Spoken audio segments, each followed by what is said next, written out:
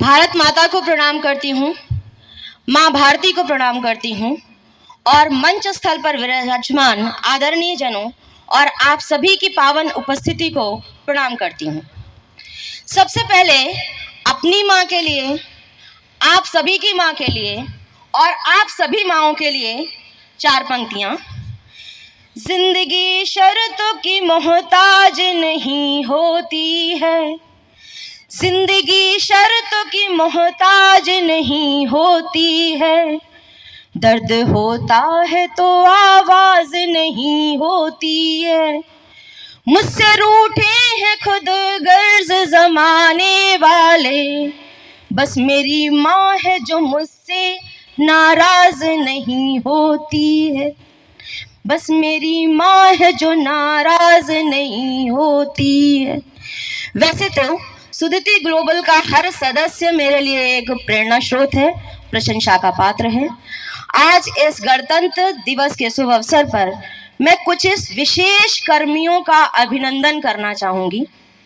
गुरु, शिक्षिका, हमारे विद्यालय में कार्य करने वाली आया या जिन्हें हम हेल्पर की उपाधि भी देते हैं, के अलावा जिन्हें हम कई और उपाधियों से जानते हैं, नवाजते हैं, माँ, बेटी, पत्नी, बहन, यानी हमारी सुदिति ग्लोबल की महिला सदस्याएं, नमन है आप सभी को, जो एक मंच पर, एक मोर्चे पर आप घर संभालती हैं, विद्यालय संभालती हैं, बाहर संभालती हैं।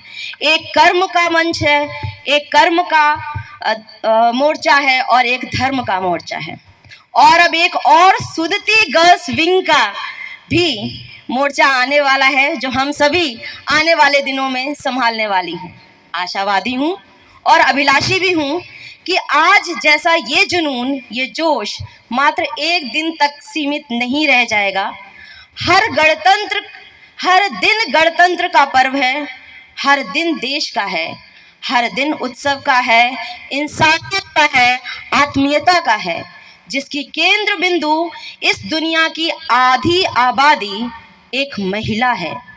और जब शक्ति की बात आती है तो नारी शक्ति को परिभाषित करते हुए हम कह सकते हैं an empowered woman who is blessed with education. An empowered woman who is blessed with education, यही हमारे दिमाग में एक बात आती है।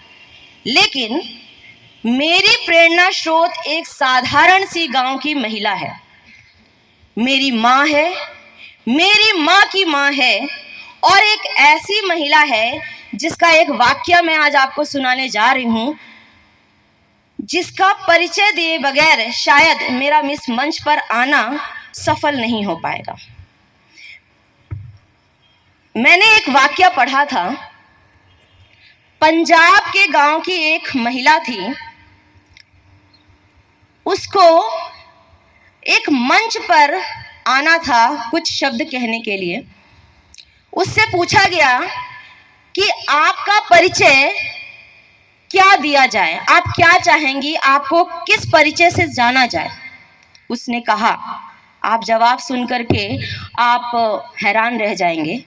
उसने कहा कि मैं चाहती हूँ कि मुझे उस महिला के रूप में जाना जाए जो 3 दिन की नवजात बच्ची को मारने में असफल हुई।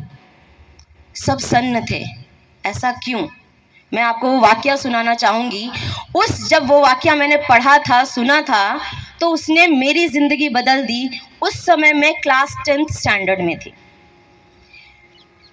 उस महिला ने कहा कि वो वाक्य कुछ इस हिसाब से था कि उस महिला की 2 बच्चियां थीं। तीसरी बच्ची को उसने अस्पताल में जन्म दिया। उसके पति ने कहा, अगर तीसरी बच्ची को घर लेके आओगी, अगर तीसरी बच्ची जन्म ली तो तुम घर नहीं आओगी उस बच्ची को लेकर के। उसका सगा भाई अस्पताल में 2 दिन बाद पहुंचा। उसने कहा, जीजा जी से मेरी बात हो गई है। उसने कहा है कि ऐसा करिए कि इस मामले को रफा दफा कर दीजिए, वो आपको घर लाने को तैयार है। मामला रफा दफा कैसे हो सकता है? रफा दफा ऐसे हुआ, डिसाइड हुआ कि उस बच्ची को इस तरह से मारा जाए कि पुलिस को शक न हो। नवंबर दिसंबर की सर्दी थी। वो बच्ची 3 दिन बाद घर लाई गई, माँ उसको लेके आई। रात की ठंड में उस बच्ची को चारपाई पे उसके कपड़े निकाल करके रख दिए गए, उस बच्ची को लिटा दिया गया। ये सच वाकया है। उस बच्ची को लिटा दिया गया और माँ उसी चौखट पे जाके बैठ गई घर के दरवाजे पे, इस इंतजार में कि बच्ची कब मर जाएगी और मैं अपना रोना शुरू करूंगी, ताकि लोगों को यकीन हो कि बच्ची एक प्राकृतिक तरीके से मरी है। माँ बच्ची को देखते देखते सो गई वहीं पे चौखट पे। जब सुबह हुई, उठ उस बच्ची ने देखा, उस माँ ने देखा कि बच्ची चारपाई में बेसुध लेटी हुई है, नीली पड़ गई है सर से पांव तक। उसने सोचा अब रोने धोने का समय आ गया। जैसे ही उसने बच्ची को उठाया, बच्ची की सांसें चल रही थी।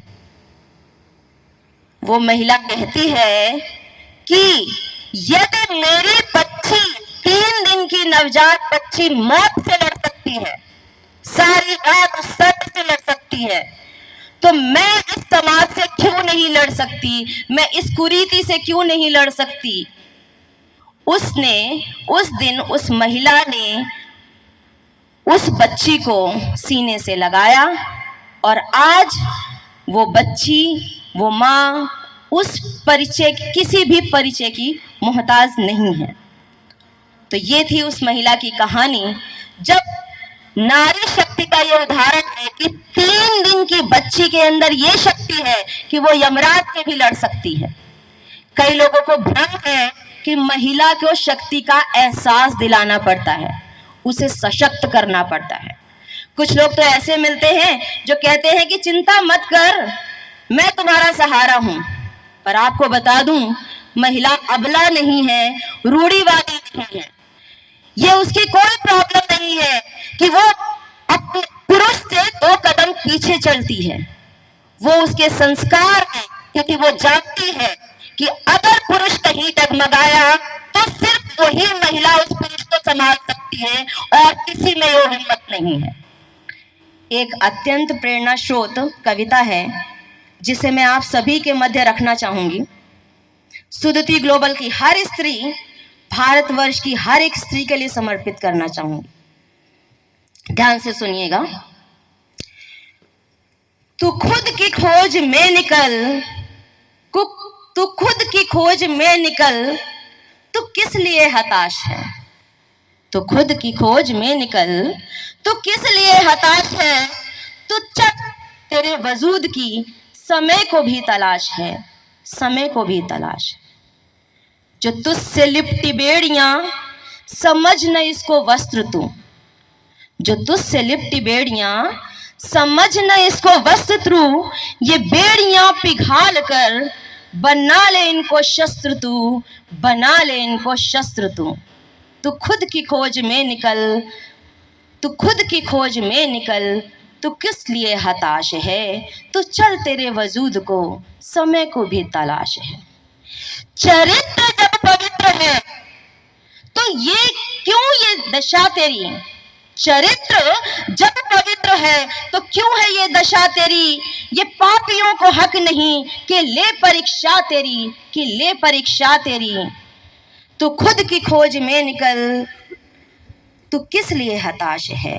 तू चल, तेरे वजूद को समय की भी तलाश है। जला के भस्म कर दे उसे जो क्रूरता का जाल है। जला के भस्म कर दे उसे जो क्रूरता का जाल है।